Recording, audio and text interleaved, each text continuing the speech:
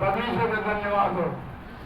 तो हमें हर दिन मौके देता है कि हम उसके विषय में जान सकें जो कैसा परमेश्वर है, कितना दयालु है और कितना प्रेमी है।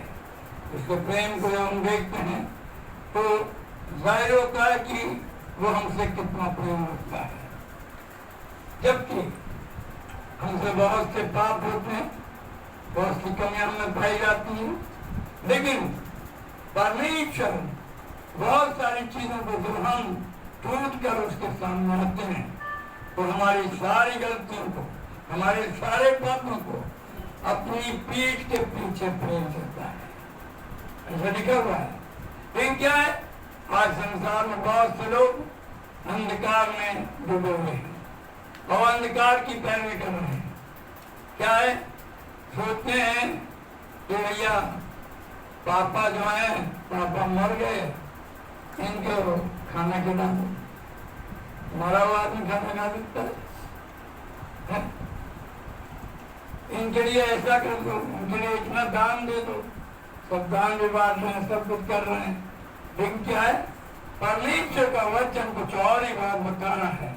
और इस बात को हमें समझना चाहिए और जानना चाहिए कि परमेश्वर जो सबका परमेश्वर है, सारी दुनिया का रचयिता है, वो परमेश्वर जिसने पृथ्वी को ताना है, जिसने आसमान को ताना है, वो परमेश्वर क्या कहता है। उस परमेश्वर की आवाज सुने और समझें और जांचें अपने आप को। हम देखेंगे ये पुस्तक, उसका 18 अध्याय और 20 पद को, उसको पढ़ें।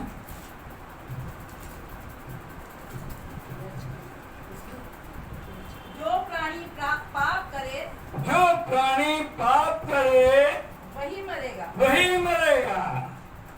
ये कौन कह रहा है? ये परमेश्वर कह रहा है। हाँ? जो प्राणी पाप करे वही मरेगा। हाँ? ना तो पुत्र पिता के अधर्म का भार उठाएगा, ना पिता पुत्र का, और ना पिता पुत्र का। बहुत से जो कि बड़े लड़ने लोग पाए जाते हैं, अपने में बहुत कुछ सोचते हैं, वो क्या कर रहे हैं, वो लोगों के पाप माफ करा रहे हैं, बाप दादों के पाप, बाप दादों के श्राप छुड़वा रहे हैं। लेकिन परमेश्वर का वचन जो सच्चाई जो बताया गया है, उसकी सच्चाई ये है कि ना तो पुत्र पिता के पापों का भार उठाएगा और ना पिता पुत्र के पापों का भार उठाएगा। ये लिखा हुआ है। क्या लिखा? ना तो पुत्र पिता के अधर्म का भार उठाएगा और ना पिता पुत्र का। धर्मी को अपने ही धर्म का फल मिलेगा। क्या है? किसको मिलेगा फल? धर्मी को अपने ही धर्म का फल मिलेगा। दुष्ट को अपनी ही दुष्टता का फल मिलेगा। दुष्ट को अपनी दुष्टता का फल मिलेगा। ये परमेश्वर का वचन कह रहा है। लेकिन आज हम बाइबल की शिक्षा को भी बदल दे रहे हैं और ऐसे सीधे मन के लोग जिन्हें अच्छा वचन सुनाया जा चुका है, हर एक चीजें यहाँ पर पूरी तौर से उनको बताया जाता है, तो भी वो इस पाप के बीच में भागी होना चाहते हैं, बाप दादों के पाप में मिलना चाहते हैं। लेकिन परमेश्वर का वचन क्या कह रहा है? जो प्राणी पाप करेगा वो दिन मरेगा।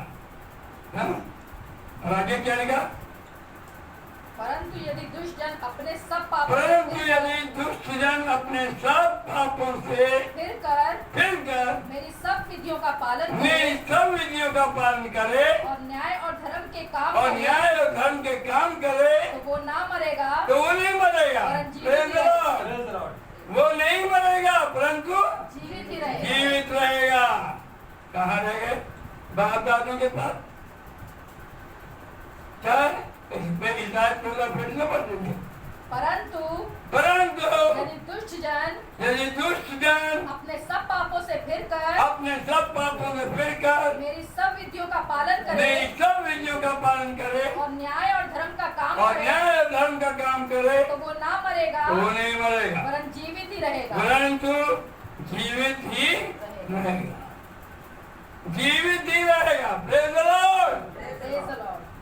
कुछ आशा हुई, कुछ विश्वास जागा, या बाप दादों के पापों में पड़े रहेंगे। आज बहुत से लोग इसी में हैं, क्या करना है, ये कर दो, वो कर दो, ये दान दे दो, वहां चढ़ाओ, वहां ये कर दो, और क्या वो खाना पीना उनको मिल रहा है? आज भी हम देखते हैं 2 नवंबर को हमारे यहाँ भी देवियार जाते हैं लोग और अपने बाप के लिए वहाँ दान करते हैं, अपनी माँ के लिए, अपने दादा के लिए, अपनी दादी के लिए। पता ही नहीं, वो दान कहीं एक्सेप्ट नहीं किया जाएगा। अगर भूखे लोगों को खाना खिलाया है तो उसका प्रतिफल आप ही को मिलेगा। अगर आपने परमेश्वर के काम के लिए पैसा लगाया है तो उसमें बढ़ोतरी आप ही की होगी, बाप दादों की नहीं होगी। ये एक हमारे लिए परमेश्वर की ओर से एक बहुत ही उत्तम आचार बनाई गई है। इस बात को देखें, और परमेश्वर एक दावत दे रहा है, बहुत बड़ी दावत। और क्या दावत दे रहा है हम देखेंगे। शायद उसका 45 अध्याय और 22 पद से देखिएगा, इसको खोले रहिएगा, तो फिर हम की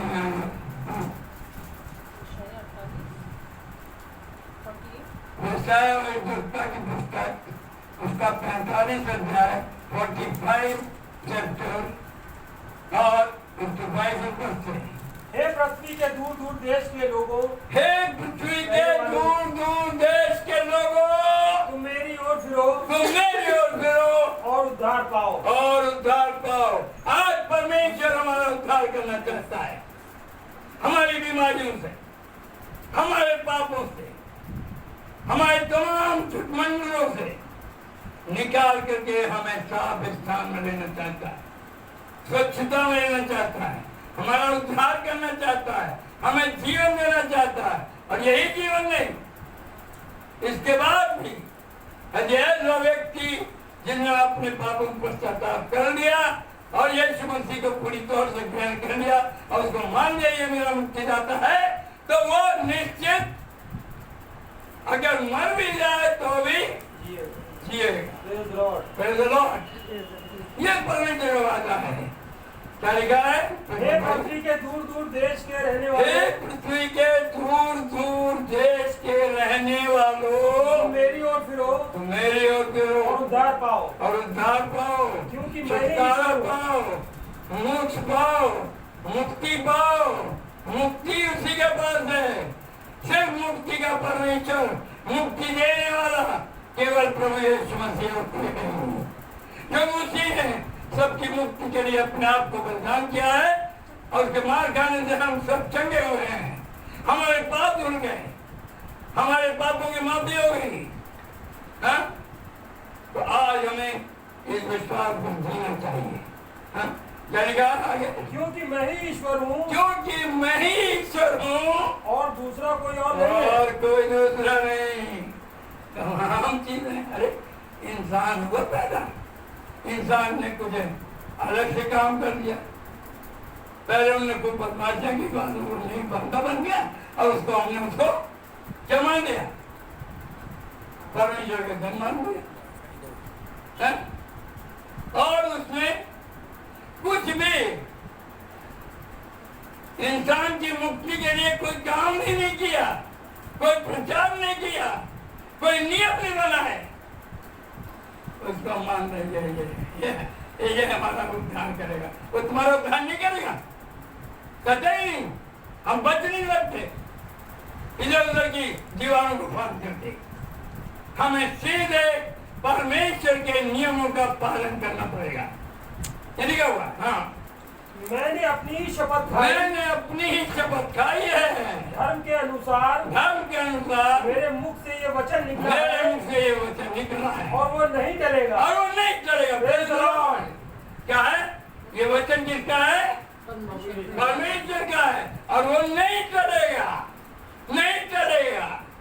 और हम परमेश्वर के वचन को टालना चाहते हैं। हम परमेश्वर के वचन पर यकीन नहीं करना चाहते, विश्वास नहीं करना चाहते, चलना नहीं चाहते। हम कितने ठीक हो सकते हैं? ये बेचारे काम नहीं आएगी। चलेगा आगे बढ़े। प्रत्येक घुटना मेरे सम्मुख झुकेगा, मेरे सामने झुकेगा। Praise the Lord। और प्रत्येक के मुख से मेरी ही शपथ खाई जाएगी। और लोग मेरे विषय में कहेंगे केवल यहोवा ही में धर्म शक्ति है। केवल यहोवा ही में धर्म शक्ति है। केवल यीशु मसीह में ही धर्म शक्ति है। उसी के पास लोग आएंगे और जो उससे रूठे रहेंगे उन्हें लज्जित होना पड़ेगा। आप समझेंगे? अगर हम उससे रूठे रहेंगे, अगर हमने उसको अपना मुक्ति दाता ग्रहण नहीं किया है तो हम लज्जित होंगे। ये पक्की बात है। बाइबल की भविष्यवाणियां पूरी हो रही हैं और किताबों में नहीं हो रही। झूठमंडल है तो उससे हम बचे। कोई मनुष्य कुछ भी कह रहा है, पढ़ा दे रहा उल्टा सीधा पाठ, उसको नहीं। हमें सच्चाई को मानना चाहिए। क्या है? क्योंकि किस बात को कह रहा है?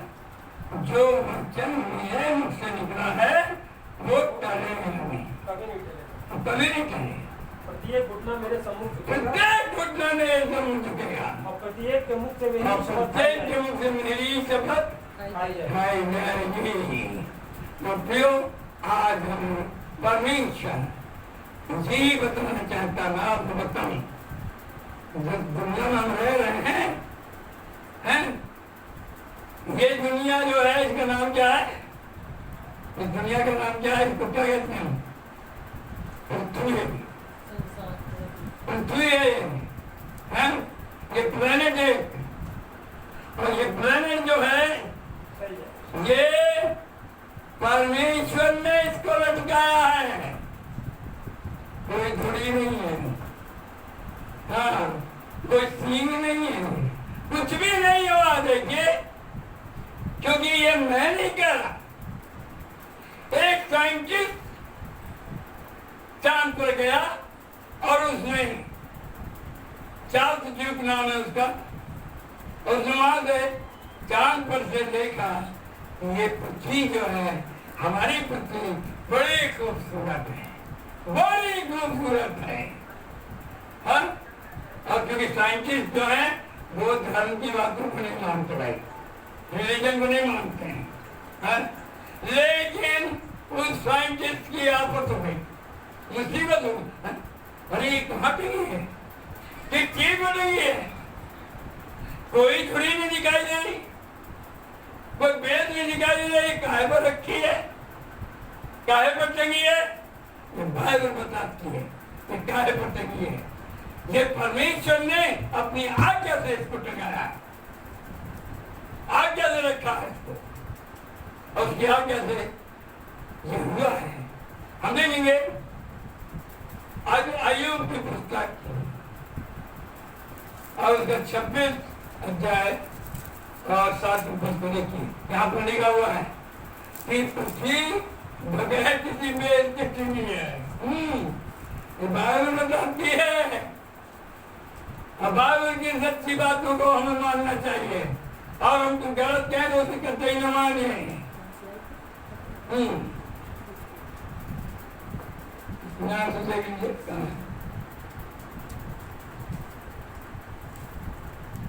अय्यूब उत्तर दिशा को निराधार फैलाए रहता है।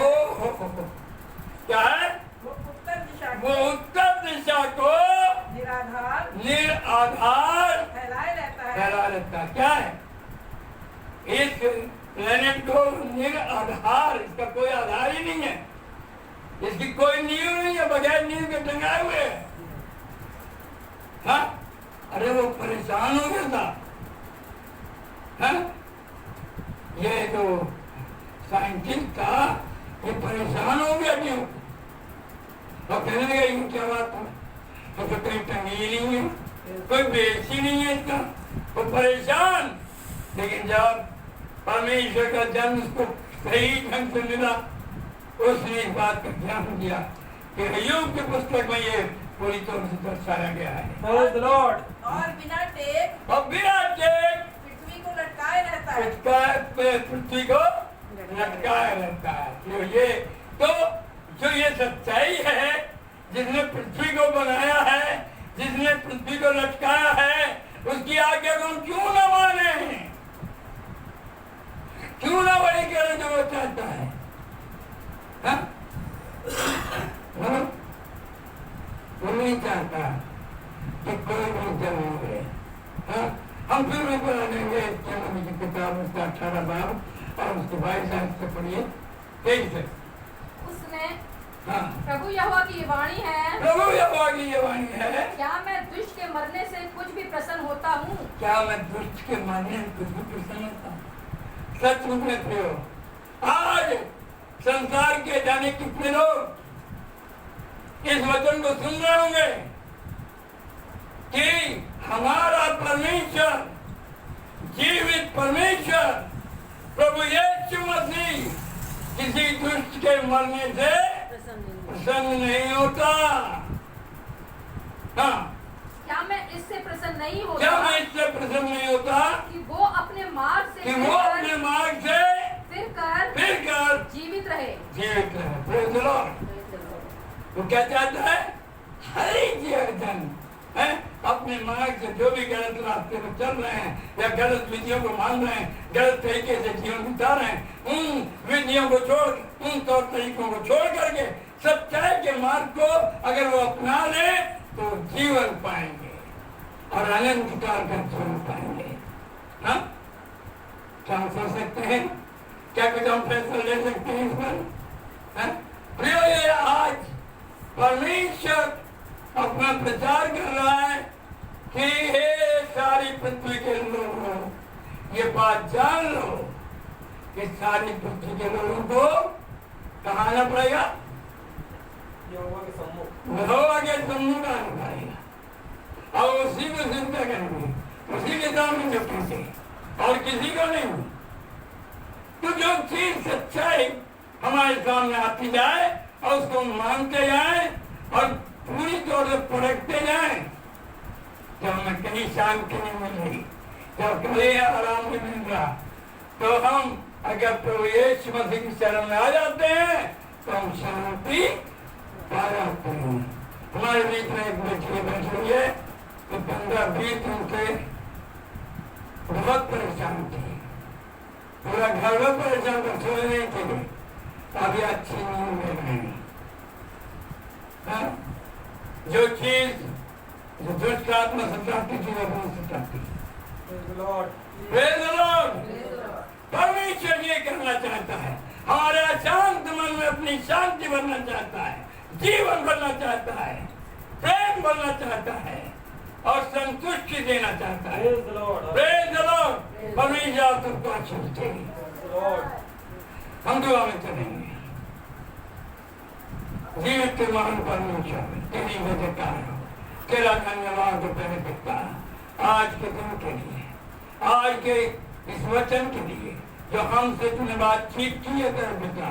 काश हमारा जीवन तुझे पहचाने, तुझे जाने और तेरी आज्ञाओं का पालन करने वाला हो सके और आने वाले दिनों में हम तुझको पूरी तौर से ढूंढने वाले हो सके, खोजने वाले हो सके, क्योंकि तू सहज ही मिल जाने वाला परमेश्वर है। आज जिस दिन तेरे वचन को सुना है वो शांति पाए, जीवन पाए, आनंद पाए और अगर बीमार है तो चंगे हो जाए। यीशु मसीह का नाम में मांगता हूँ, आमीन। हमारे बाप जो आसमान पे है, तेरा नाम पाक माना जाए, तेरी बादशाह आता है, जैसे तेरी मर्जी आसमान पूरे तुम नहीं पकड़ो, हमारे रोज को बख्श दो जिस प्रकार अपने कसरों को माफ करते हैं हमारे कसरों को माफ कर। हमें आजमाइश में न पड़ने दे, बल्कि बुराई से बचा। फिर बादशाह हमें शक्ति दो। आमीन। अब हमारे प्रभु यीशु मसीह का अनुग्रह, परमेश्वर पिता का प्रेम, पवित्र आत्मा की सहभागिता अब चलेगा अनंत काल तक हर एक विश्वासी के साथ होती है। आमीन। Praise the Lord. फिर मिलेंगे अगले संदेश के साथ।